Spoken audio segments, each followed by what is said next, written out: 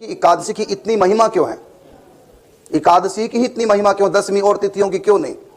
तो मैं बताना चाहूंगा, भगवान ने एक देवी को प्रकट किया अपने अंग से, और वो देवी एकादशी के दिन प्रकट हुई थी। बद्रीनाथ नर नारायण भगवान में जो नारायण ऋषि थे, नारायण ऋषि के श्री अंग से वो देवी प्रकट हुई। पाप घातनी, पाप मोचनी, पापों का नाश करने वाली। भगवान का एक नाम है पतित पावन या पाप मोचन, भगवान का एक नाम है। ये पाप को काटने की भगवान में एक पावर है, वो पावर भगवान ने प्रकट की एक देवी के रूप में। कौन सी पावर? पाप नाशनी शक्ति जो परमात्मा के अंदर है। उस शक्ति को भगवान ने, नारायण ऋषि ने अपने अंग से, 24 अवतारों में नर नारायण जो बद्री विशाल है, तो उसमें नारायण ऋषि ने अर्थात भगवान ने पतित पावनी, पाप मोचनी, अधम उदाहरण जो शक्ति है, उस शक्ति को अपने अंदर से प्रकट किया। एकादशी के दिन प्रकट किया। एकादशी के दिन प्रकट होने से उस शक्ति का नाम भगवान ने रख दिया एकादशी। आज से तुम्हारा नाम एकादशी है। और आज के दिन जो अन्न नहीं खाएगा, तुम उसके 14 दिन के पापों को नाश कर दोगे, क्योंकि एकादशी तिथि हर 15 दिन के बाद पड़ती है। 14 दिन के बाद 15 दिन एकादशी पड़ती है। तो 14 दिन में जो हम अन्न खाते हैं, अन्न उपजाने में जो पाप लगता है, जैसे कीड़े मारे, दवाई छिड़की, कीड़े मरते हैं फसल में, और फसल में कीड़े लग गए तो दवाई छिड़की तो कीड़े मरते हैं, चूहे मरते हैं। और उसमें जब खेत में हल जोतते हैं तो कीड़े मकोड़े दब करके मर जाते हैं। तो इससे जीव हिंसा होती है, खेती करने से जीव हिंसा होती है। लेकिन वो हिंसा का पाप वो किसान को नहीं लगता, अन्न को लगता है। फिर उस अन्न को जो खाएंगे वो पाप उनमें डिवाइड हो जाता है। इसलिए अन्न खाने में दोष लगता है, अन्न में रजगुण का वास होता है। तो 14 दिन हमने अन्न खाया, अन्न से जो रजगुण बढ़ गया हमारे भीतर, और जो पाप अन्न उपजाने में लगे, तो भगवान ने कहा एकादशी देवी से कि आज के दिन जो व्रत करेगा, तुम्हारा एकादशी का व्रत करेगा, तो 14 दिन जो उसने अन्न खाया, उसमें जो हिंसा हुई थी किसान से खेती पैदा करने में, वो पाप उसका तुम काट देना।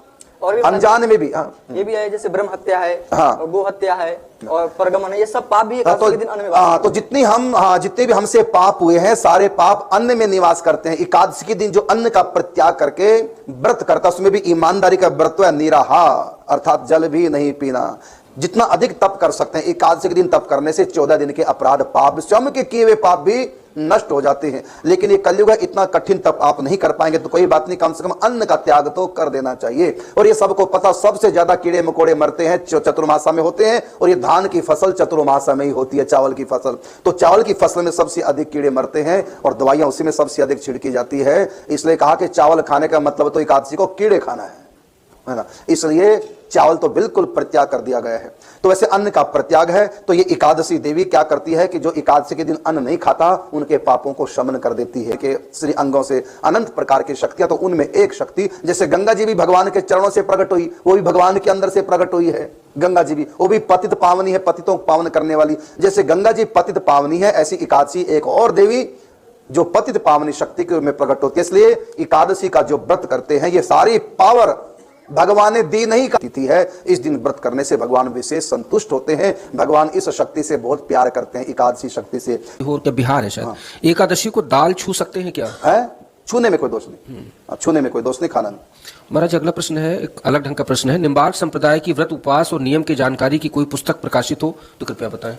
व्रत निर्णय, निम्बार्क व्रत निर्णय मिल जाती है पुस्तक। अच्छा, हाँ महाराज एक प्रश्न है कि यदि हम अपनी एकादशी का फल किसी को देते हैं, जिसको फल दिया है वो इस दुनिया में नहीं है, हमें कैसे पता चलेगा कि उसे एकादशी का फल प्राप्त हो गया है? बस शास्त्र पर विश्वास करो। शास्त्र कहता है कि आप किसी के निमित्त कोई भी पुण्य दान करो, उसके पास पहुंच जाता है, शास्त्र प्रमाण है।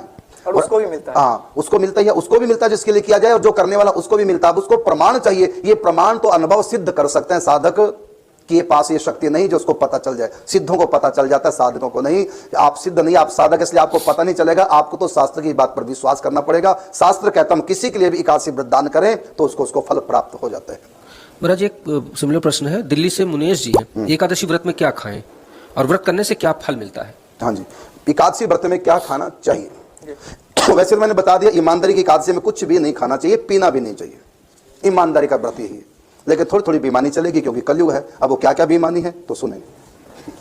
ऐसे तो एकादशी व्रत जो है, इसकी विधि है 3 दिन तक, 3 दिन का व्रत। यानी हम दसवीं को भी एक ही बार खाएं, दोपहर में, और सुबह और शाम, प्रातः और शाम का भोजन त्याग कर दे। और द्वादशी में भी एक ही बार खाना है, वो प्रातः और शाम का भोजन त्याग करना है। और एकादशी को पूरा दिन निर्जला रहना है, पूरी रात को जागना है। जी जी, और पूरी रात जागरण, ये एकादशी की पूर्ण विधि है। लेकिन यदि ऐसा कोई ना कर सके और द्वादशी को विप्र को भोजन करा के, वैष्णव को भोजन करा के तब उसको पारण कर सकते हैं। पहले पूजन करें जी, बिल्कुल, फिर उनको पालन करना है। और ब्राह्मण के सोने की अंगूठी जरूर देनी है। हाँ भाई लिखा हुआ है, हो सके सोने की गाय भी दो। हाँ, बहुत बड़े बड़े नीम पूरे बता देंगे तो रख ही नहीं पाओगे, कह देंगे इससे 14 ऐसी ठीक है। इसलिए मैंने कहा नीम तो उसके बहुत हैं, जितना आप निभा सके करो। भगवान भी को भी पता है कि कलयुग के लोग हैं, कमजोर हैं, तो रहता है तो आप एक समय फलहार करें।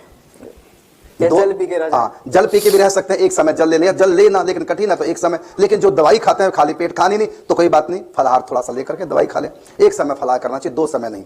जितनी बार खाओगे उतनी एकादशी व्रत खत्म होता चल। कहने क्या कि खाते रहते हैं, आज मेरी एकादशी है, पति कहते हैं ड्यूटी जाता है पति, ऐसा है, और रामू दूधिया को कह देना 2 किलो एक्स्ट्रा पहुंचाए, 2 लीटर, क्यों? आज मेरा व्रत है ना, कुछ खाना नहीं। हाँ 1 किलो चीकू, 2 किलो सेब, दुकानदार से कहना क्या पहुंचा दे, क्यों? क्योंकि आज मेरा व्रत है ना, कुछ खाना नहीं। हर रोज सिंपल दूध ही पियेंगे और रात उसमें किशमिश डाल के, खजूरें डाल के, क्योंकि आज मेरा व्रत है ना, कुछ खाना नहीं। पति कहता है मेरे को खा ले, इतना कुछ मंगा रही है तो ये व्रत नहीं है, ये तो भरत है। लेकिन इसमें जो है ऐसा जब हम बार बार फलहार करेंगे तो व्रत का पुण्य तो कुछ नहीं लगेगा, लेकिन लाभ एक होगा, क्या कि जो अन्न खाने का दोष है बस उससे बच जाएंगे, अपराध से तो बच जाएंगे, बाकी पुण्य नहीं लगता। यदि ईमानदारी से व्रत करो तो जल भी नहीं लेना चाहिए। यदि एकादशी का पूरा लाभ लेना चाहो जल भी ना ग्रहण करो। फिर भी अगर नहीं शरीर अलाउ करता तो ऐसी स्थिति में एक समय जल ले लो, 2 बार ले लो। अगर फिर भी नहीं मानता मन तो कोई बात नहीं, 1 बार फलहार कर लो। यदि नहीं मानता 1 बार से भी 2 बार कर लो, 2 बार से नहीं मानता 4 बार कर लो। अगर कहते हैं महाराज फल से तसल्ली नहीं होती, फिर मरो, जो मर्जी करो, खाओ ऐश करो।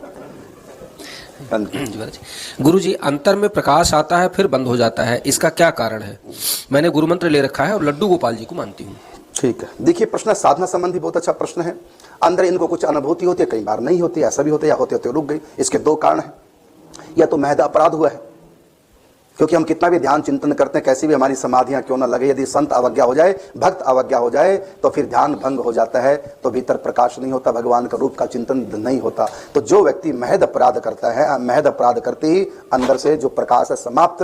जैसे कथा आती है, सनातन गोस्वामी जी बैठे भगवान का चिंतन करें लीलाओं का, और लीलाओं का चिंतन ऐसी नटखट ठाकुर जी ने लीला के भीतर चिंतन में, तो गोस्वामी जी की हंसी आ गई। जो ही हंसी आ गई, संयोग व सामने से एक लंगड़ा महात्मा जा रहा था। वो महात्मा ने सोचा कि मुझको देखकर हंस रहे, उनको कष्ट हो गया, बस उनको कष्ट हुआ तो भीतर से ध्यान से ठाकुर जी श्री जी गायब हो गए।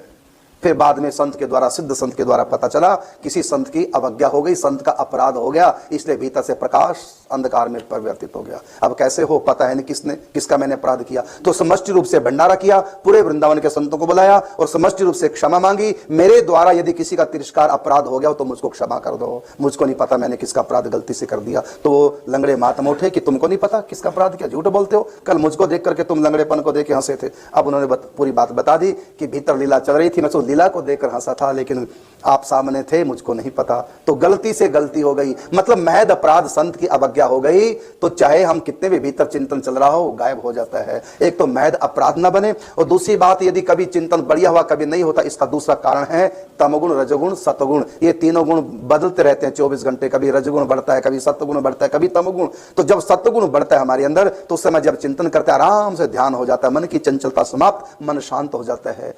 लेकिन जब तमोगुण बढ़ता है और उस समय ध्यान करते तो नींद आने लग जाती है, और जब रजोगुण हमारे भीतर होता है उस समय जो ध्यान करते हैं तो विक्षेप होने लग जाता है, शंका होने लग जाती है, अरे ध्यान से कुछ होता भी कि नहीं होता, कुछ हो तो रहा नहीं। व्यक्ति परेशान हो जाता, बोर हो जाता, आंख खोलने का मन करता है, उठ करके कामों में लग जाता है। तो तमोगुणी व्यक्ति ध्यान करता है तो मूढ़ता को, नींद को प्राप्त होता है। रजोगुणी ध्यान करता है मेंटल डिस्टर्ब होने लग जाता है, और सत्वगुणी ध्यान करता है ध्यान लगने लग जाता है। तो कई बार सत्वगुण की स्थिति आती है, उस समय हम अचानक ध्यान कर रहे होते तो बढ़िया ध्यान होता है। कई बार तमोगुण की स्थिति आती है तो हम ध्यान कर रहे होते तो नींद आने लग जाती है, और कई बार रजोगुण की स्थिति होती है, रजोगुण की स्थिति में जब हम ध्यान करते हैं तब विक्षेप होने लग जाता है, मन परेशान, टेंशन सा होने लग जाता है ध्यान से। इसलिए ऐसा होता है कि कई बार ध्यान बढ़िया लगता, कई बार नहीं लगता, लेकिन व्यक्ति हार ना माने, लगा रहे। जी, ध्यान का बढ़िया समय क्या है महाराज जी वैसे? देखो बढ़िया समय ध्यान का तो ब्रह्म मुहूर्त का है, सबसे बढ़िया, जब सब लोग सोए होते हैं और मन में भी उस समय चंचलता नहीं होती, बस व्यक्ति हाथ मुंह धो करके ब्रह्म मुहूर्त के समय बैठ जाए। अब ब्रह्म मुहूर्त किसको कहते हैं, कब प्रारंभ होता है कब समाप्त, इसको भी सुन लो।